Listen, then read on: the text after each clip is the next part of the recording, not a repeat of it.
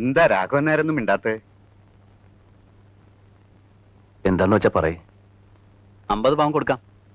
ബാക്കി എന്താണെന്ന് വെച്ചാ തീരുമാനിച്ചോ.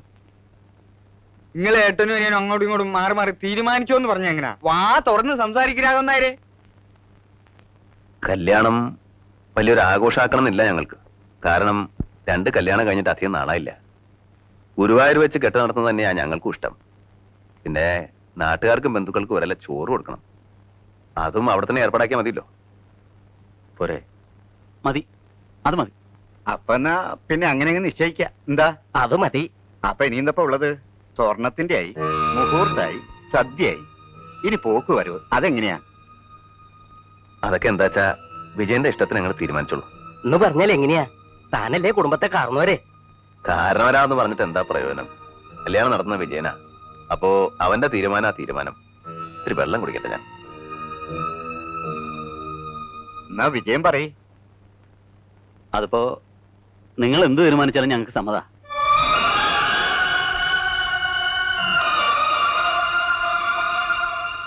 എന്തിനാ ഇങ്ങനെ വിഷമിക്കണേ? ഏയ് വിഷമൊന്നുമില്ല. നമുക്ക് അവളുടെ കല്യാണം നടന്നാ പോരെ? വല്യേട്ടാ, വല്യേട്ടന് എന്താ പറ്റിയേ? ഒന്നുമില്ല. അല്ല, ഇങ്ങനെയല്ല എന്റെ വല്യേട്ടൻ. എന്റെ വല്യേട്ടൻ ഇങ്ങനെ തലയും താഴ്ത്തിയിരിക്കില്ല. ഏയ് അങ്ങനെയൊന്നുമില്ല. നിനക്കിഷ്ടായോ ആളെ? നിന്നോടുള്ള വാക്ക് പാലിക്കണം. ഇതൊന്നും നടന്നു കാണണം. പിന്നെ വലിയേട്ടൻ ഏത് പാതാളത്തിലേക്കും താഴാം.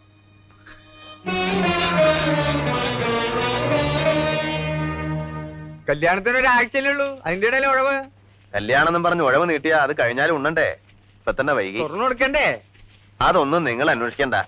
പെണ്ണിനെ ഇറക്കുമ്പോ 50 പവനുണ്ടോന്ന് നോക്കിയാ മതി. അതല്ല രാമനായരെ, ചെക്കന്റെ അമ്മാവനെ അറിയാലോ, കാണിച്ചക്കാരനാ. തുറന്നു കൊടുക്കുമ്പോ അറിയിച്ച മൂപ്പർക്കും കൂടി വരണത്രേ.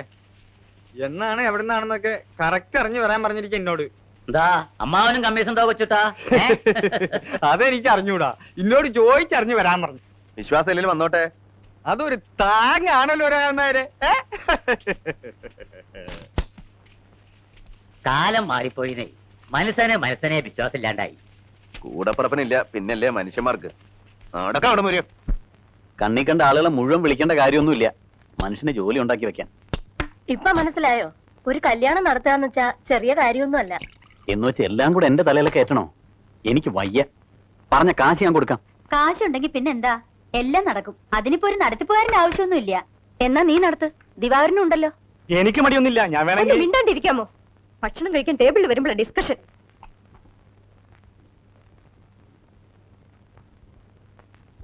നിന്നെ കാണാണ്ടായപ്പോ ഞങ്ങൾ അങ്ങിരുന്നു. ഒരു പാത്രം ഇങ്ങെടുക്കും മാലു. സുധന്തി അവള് കുളിക്കുക. കൊച്ചൂട്ടൻ വന്നിരുന്നു. സ്വർണ്ണം എടുക്കാൻ എന്ന് ചെല്ലൂന്ന് അറിയാൻ രാധാകൃഷ്ണന്റെ അമ്മാവൻ പറഞ്ഞു വിട്ടതാ. ബുധനാഴ്ചന്ന് പറഞ്ഞു ഞാൻ. ബുധനാഴ്ച എടുത്തുകൂടെ? ഓ, എന്ന് വേണമെങ്കിലും എടുക്കാം. ചൊവ്വാഴ്ച കാശ് എടുക്കല്ലേ? എന്താ ശോഭേ? ശോഭേ, എന്താ പറ്റിയതാവോ? മനം പുരട്ടിയും തോന്നുന്നു. മനസ്സിൽ പിടിക്കാതെ വല്ലതും കഴിച്ചിട്ടുണ്ടാവും. ഒന്നുമില്ല, നീ എവിടെ ഇരിക്കെ, ഞാൻ നോക്കിക്കോളാം. 2 ദിവസമായി ഞാൻ ശ്രദ്ധിക്കണം. ഒരു വിളർച്ചയും ഒരു അലസതയും. വൈകിട്ട് ടൗണിൽ പോയി ഏതെങ്കിലും നല്ലൊരു ലേഡി ഡോക്ടറെ കാണിക്കേ. കൃഷ്ണ, ഗുരുവായൂരപ്പ. നിനക്ക് മനസ്സിലായില്ലേ? കുടുംബത്തെ അംഗസംഖ്യ കൂടാൻ പോണു.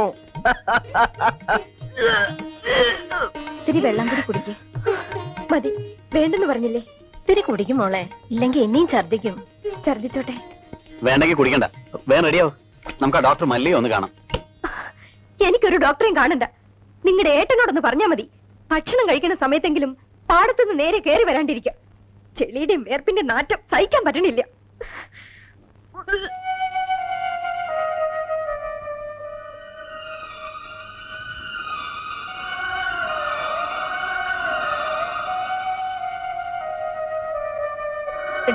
എന്റെ ഭർത്താവിന് ചെളിയുടെയും വേർപ്പിന്റെയും നാറ്റമുണ്ട്.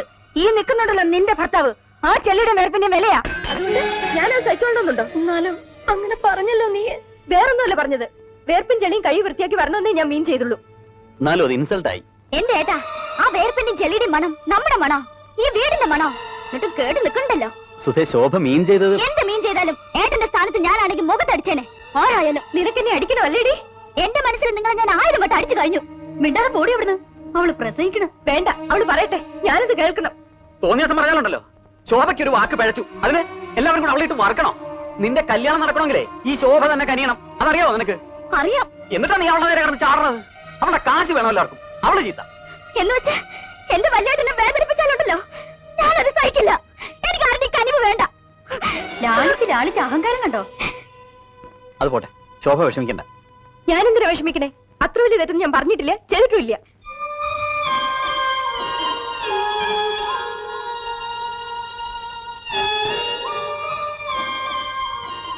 സാരല്ലേ മാലതിയെ, ഇങ്ങനെ പിണങ്ങാനും വഴക്കുണ്ടാക്കാനുള്ള സംഗതി ഒന്നും ഉണ്ടായില്ല ഇവിടെ. ശോഭ പെട്ടെന്ന് അങ്ങോട്ട് പറഞ്ഞു പോയതായിരിക്കും. അതൊന്നും സാരല്ല. ഞാനാണെ വിശപ്പുകൊണ്ട് നേരെ അങ്ങോട്ട് വന്ന് കയറുകയും ചെയ്തു. എനിക്കിത് സഹിക്കാൻ വയ്യ. പിന്നെ ഈ സമയത്ത് മൂക്കിന് മണം കൂടും, വായിക്ക് രുചി കൂടും, ചുണ്ടി കൂടും.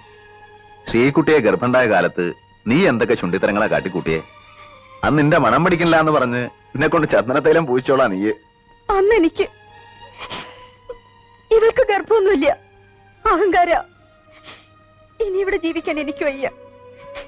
നമുക്ക് എങ്ങടെങ്കിലും മാറാം. ഒരു കൊച്ചു വീട് മതി. എന്താ മാലതി ഈ പറയണേ? പിന്നെ ഇവിടത്തെ കാര്യങ്ങൾക്ക് ആര് നോക്കും? ആര് നോക്കിയാലും കൊള്ളാം. ഓരോരുത്തർ അവകാശം പറഞ്ഞ് നിൽക്കണുണ്ടല്ലോ, വായിച്ചു കൊടുക്ക്.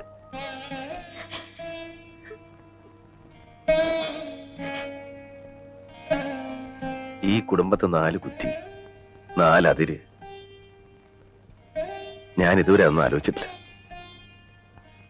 വേണ്ട മാലതി, ഈ മണ്ണ് വിട്ട് ഞാൻ എങ്ങടാ പോവാ? സഹിക്ക, നമുക്ക് ഭൂമിയോളം സഹിക്ക.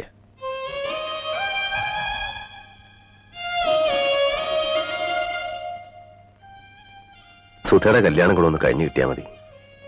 പിന്നെ നമുക്കിവിടെ ഒരു മുറി മതി. നമുക്ക് ഒതുങ്ങിക്കൂടിയാ പോരെ? എന്റെ മുഖത്തടിച്ച പോലെ തന്നെയാ അത്. അവളുടെ കല്യാണം നടന്നാലും കൊള്ളാം, നടന്നില്ലെങ്കിലും കൊള്ളാം. ഇനി എനിക്ക് അവളായിട്ട് ഒരു ബന്ധവുമില്ല. ശോഭേ, ഇക്കാര്യത്തിൽ വാശി കാണിക്കരുത്. അവളൊരു വിവരമില്ലാത്ത പെണ്ണാ. പണം കൊടുക്കാന്ന് നമ്മൾ വാക്ക് പറഞ്ഞതാ. ബുധനാഴ്ച സ്വർണ്ണം എടുക്കാന്ന് ഏട്ടൻ പറഞ്ഞു വിടുകയും ചെയ്തു. പറഞ്ഞു വിട്ടെങ്കിൽ എടുക്കട്ടെ. അവൾക്ക് കല്യാണം അല്ലല്ലോ വലുത്, വല്യേട്ടനല്ലേ. വല്യേട്ടൻ നടത്തി കൊടുക്കട്ടെ. എനിക്ക് എന്റെ അച്ഛൻ തന്ന പണമാ, അതെന്റെ ആവശ്യങ്ങൾക്കാ. അതെല്ലാം നിങ്ങളുടെ അനിയത്തിയുടെ കല്യാണം നടത്താനല്ല. ഇത് ചതിയാണ്. കൊടുക്കാൻ പറ്റില്ലെങ്കിൽ അന്ന് പറയണം, അല്ലാണ്ട് ഈ അവസാന നിമിഷത്തിലല്ല. കൊടുക്കാന്ന് പറഞ്ഞതേ എന്റെ സൗജന്യാണ്, അല്ലെങ്കിൽ ദയ. അത് വേണ്ടാത്തവർക്ക് ഞാൻ കൊടുക്കണോ? നീ എന്നിട്ട് കുരങ്ങളിപ്പിക്കാണല്ലേ? അങ്ങനെ ആയതുകൊണ്ടല്ലേ കളിക്കണേ. സഹിക്കണേനൊരു അതിലുണ്ട്. പണം, അന്തസ്സും വിദ്യാഭ്യാസം ഒന്നും ഉണ്ടായിട്ട് കാര്യമില്ല. മനസാക്ഷി വേണോടി, മനസാക്ഷി. ഓ, മനസാക്ഷിയുള്ള ആള്. മോഹിച്ച പെണ്ണിന് പുറംകാലം കൊണ്ട് തട്ടിയിട്ട് എന്റെ അച്ഛന്റെ പണവും അന്തസ്സും കണ്ട് വാലാട്ടി നിന്നത് മനസാക്ഷിയുള്ളതുകൊണ്ടാണല്ലോ. ഒരു കാര്യം മനസ്സിലാക്കണം, അഡ്വക്കേറ്റ് വിജയകുമാരൻ നായർ ഒരു റെയർ സ്പീഷീസ് ഒന്നുമല്ല. എനിക്ക് നിങ്ങളോടൊപ്പം ജീവിക്കാൻ ഇഷ്ടമല്ല എന്ന് പറഞ്ഞ മറ്റൊരു വിജയകുമാരൻ നായരെ കണ്ടെത്താൻ എന്റെ അച്ഛന് ഒരു ബുദ്ധിമുട്ടും ഇല്ല. പക്ഷേ അഡ്വക്കേറ്റ് വിജയകുമാരൻ നായർക്ക് ഒരു രാമൻകുട്ടി മേനോന്റെ മകളെ കിട്ടിയത് ഭാഗ്യാണ്, ലോട്ടറി. അതെപ്പോഴും കിട്ടില്ല. ഞാൻ എന്ത് ചെയ്യും ശോഭേ? ഏട്ടനോട് ഞാൻ എന്ത് പറയും? വിഷമിക്കേണ്ട കാര്യമൊന്നുമില്ല. മനസ്സിലാക്കാൻ വേണ്ടി പറഞ്ഞേ ഉള്ളൂ. നിങ്ങളോട് എനിക്ക് ഇഷ്ടം തന്നെയാണ്. നിങ്ങളുടെ വില ഞാൻ കളയില്ല. എന്നോട് പറഞ്ഞതിന് എല്ലാവരും എന്റെ മുന്നിൽ വരണം.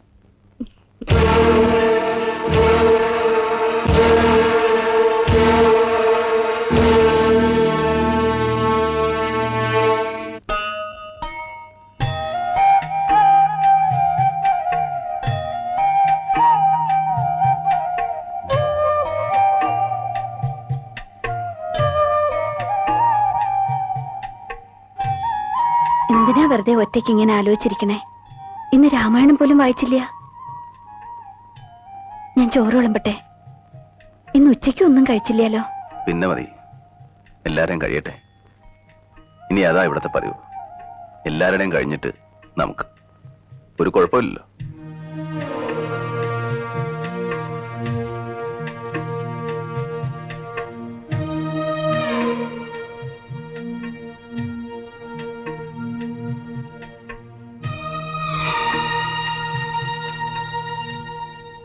ശോഭയ്ക്ക് വലിയ വിഷമായി. ഓ, അത് സാരല്ല, ഞാനത് മറന്നു. സുധ വളരെ മോശമായിട്ട് അവളോട് സംസാരിച്ചു. കല്യാണത്തിന് അവളുടെ പണം വേണ്ടെന്ന് വരെ പറഞ്ഞു. വിവരമില്ലാതെ അവൾ എന്തെങ്കിലും പറഞ്ഞെന്ന് വെച്ച് നീ അത് സാരാക്കണ്ട. അധിക ദിവസം ഇല്ലാലോ ഇനി ആ ശല്യം. പക്ഷേ ശോഭ അത് വളരെ സീരിയസ് ആയിട്ടാണ് എടുത്തിരിക്കണേ. അവൾക്ക് അച്ഛനോട് ചോദിക്കാതെ ഇനി ഒന്നും ചെയ്യാൻ പറ്റില്ല എന്നാ പറയണേ. എന്ത് ചോദിക്കാതെ?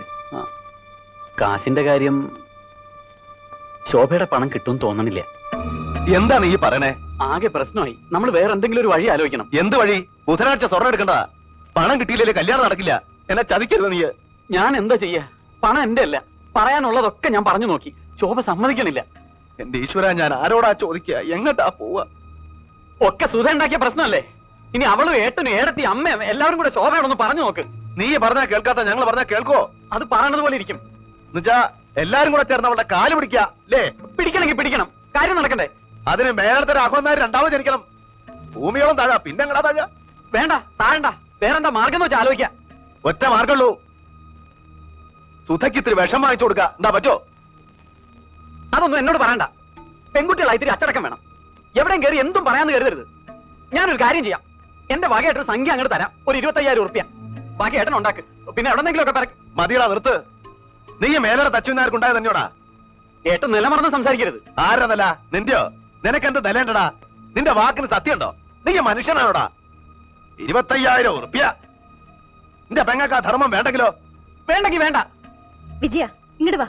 അങ്ങേരോട് സംസാരിക്കാൻ നിൽക്കണ്ട. ചെല്ലടാ, വളർത്തുപറ്റിയല്ലേ? വിളിക്കണോടത്ത് ചെല്ല്. ഏട്ടനോട് വീണ്ടും ഞാൻ പറയാണ്, മര്യാദക്ക് സംസാരിക്കണം. നീ എന്നെ മര്യാദ പഠിപ്പിക്ക. എന്താ? എന്താടാ? എന്താടാ ഞാൻ ഈ കാണുന്നേ? എന്റെ കുടുംബം നശിച്ചല്ലോ ഈശ്വര. എന്താ? എന്താ ഉണ്ടായേ? നീ ഇങ്ങനെയൊന്നും പറയാത്തതാണല്ലോ മോനെ. എന്തെങ്കിലും ഒന്ന് പറയേ. സുധന്തി, അവള് താഴെയുണ്ട്. അവളെ ഇതൊന്നും അറിയിക്കണ്ട. ഞാൻ ജീവിച്ചിരിക്കുന്നുണ്ടെങ്കിൽ ഉള്ളതെല്ലാം വിറ്റായാലും ഞാൻ ഈ കല്യാണം നടത്തും. വിജയം പണം തരില്ലേ? തരും. നമ്മളെല്ലാം ചേർന്ന് അവന്റെ പെണ്ണിന്റെ കാല് പിടിക്കണം. അത് വേണോ അമ്മേ? പിടിക്കാൻ അത്ര കഴുതക്കാല് വേറെ ഇവിടെ.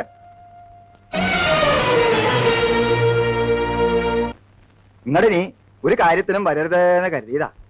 എന്നാലും നിങ്ങൾ എല്ലാവരും ആവശ്യപ്പെട്ട നിലയ്ക്ക് വന്നു. നീ ഞാനെന്താ ചെയ്യണ്ടേ? എന്തായാലും നമ്മുടെ കുടുംബത്തെ മൂത്ത കാരണം ഒരു വല്യമാമ തന്നെയാണ്. വല്യമാമ ഒന്ന് ആലോചിച്ച് നോക്ക്. നിന്റെ കല്യാണം കഴിഞ്ഞിട്ട് 8 കൊല്ലായി. എനിക്ക് എന്താ തന്നറിയാലോ?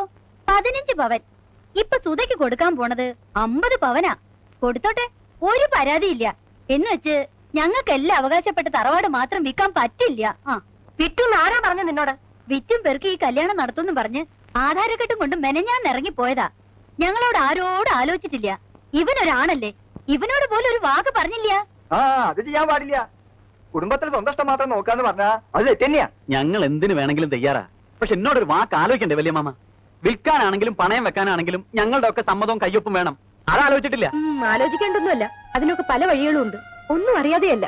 എന്നെ തോൽപ്പിക്കണം. അത്രയേ ഉള്ളൂ ഏട്ടന്. തലമറന്ന് എണ്ണ തേക്കില്ലടാ മോനെ. ജാനുവേ, തെറ്റോ ശരിയോ ഏതായാലും ഒരു അഭിപ്രായ വ്യത്യാസം നിലയ്ക്ക് ഭാഗം നടത്തന്നെയാ നല്ലത്. പിന്നെ പരാതിയില്ലല്ലോ. അതാ ഞാനും പറയണത്.